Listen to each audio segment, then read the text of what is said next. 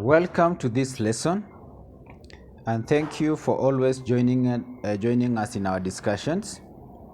Today we are going to go through a flowchart, and the question we have reads, study the flowchart below and answer the questions that follow. Our flowchart begins from the white solid A through process 1 to produce the brown gas B and the colorless gas C. We have solid D, which is yellow when cold.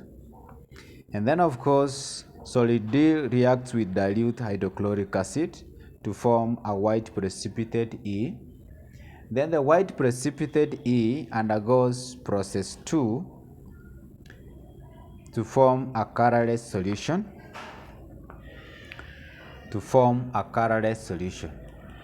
In this case now, anytime you are doing a flowchart and you see a brown gas being produced, automatically the solid that was heated to produce a brown gas must be a nitrate.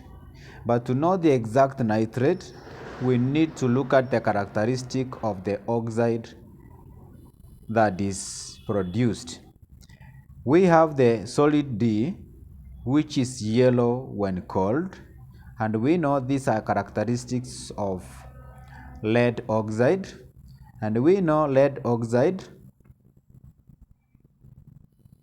is usually orange when hot and yellow when cold.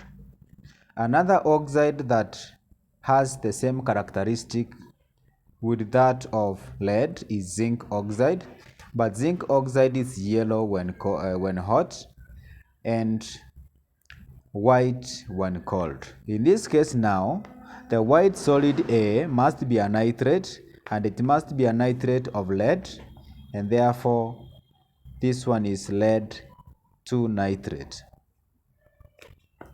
So lead 2 nitrate is heated to produce the brown gas, the colorless gas C, and we know the brown gas is nitrogen 4 oxide, and the colorless gas produced is oxygen. And of course, the yellow solid is lead oxide.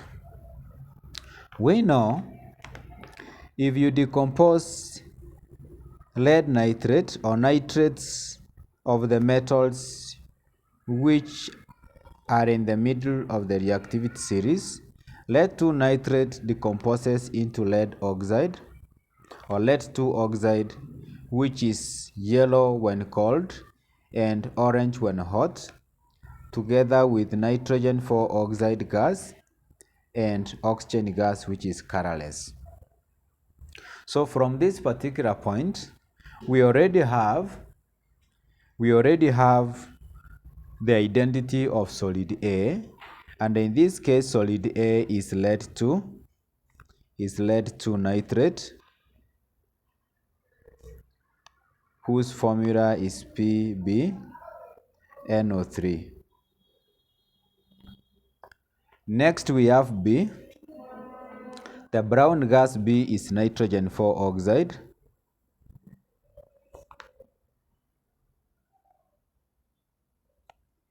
Then of course the colorless gas C is oxygen.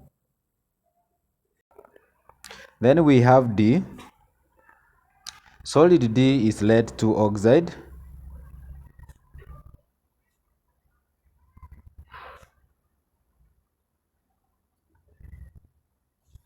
Then E, we proceed with this other remaining part. We know solid D is lead 2 oxide. Lead 2 oxide reacts with hydrochloric acid to produce what we call lead chloride, which is in solid. We know all chlorides are soluble except silver and lead, but lead chloride is soluble in warm water, plus of course water here. So if you look at the white precipitate is lead 2 chloride. We have lead 2 chloride, which is formed through the reaction of lead-2 oxide and dilute hydrochloric acid. Then of course part B, they are saying name process 1. This is the decomposition of nitrates. We can call it thermodissociation or simply thermodecomposition.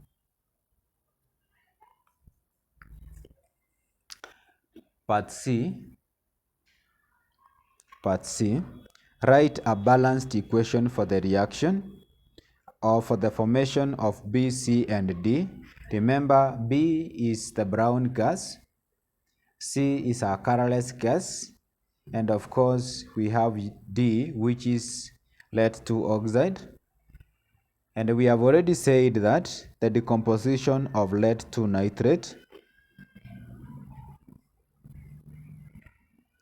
produces lead-2 oxide, which is the yellow solid when called, nitrogen-4 oxide gas, and a colorless gas, which is oxygen. So to balance this equation, we are going to write 2 behind lead-2 nitrate.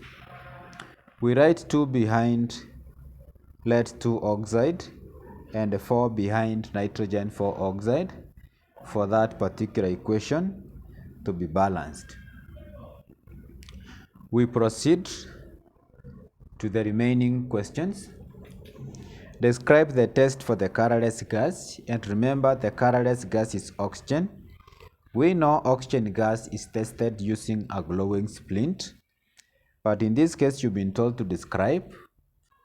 That is when a glowing splint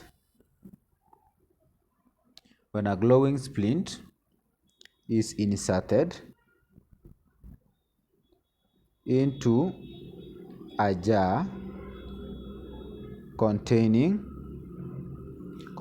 gas C, it relights.